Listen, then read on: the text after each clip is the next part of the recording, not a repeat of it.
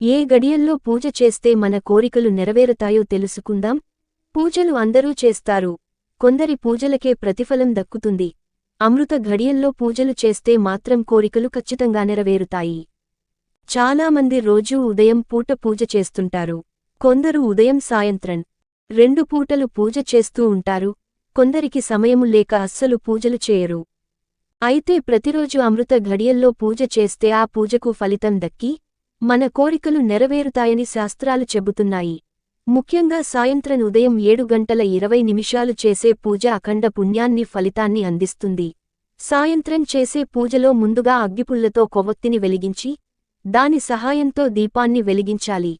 ఈ దీపాన్ని నువ్వుల నూనెతో వెలిగించి అందులో ఒక లవంగాన్ని వేయాలి. ఇలా చేస్తే మీరు చేసిన పూజకి ఎక్కువ ఫలితం లభిస్తుంది. మీ కోరికలు త్వరగా నెరవేరుతాయి. ఇలాంటి మంచి వీడియోల కోసం మన ఛానల్ని కొంచెం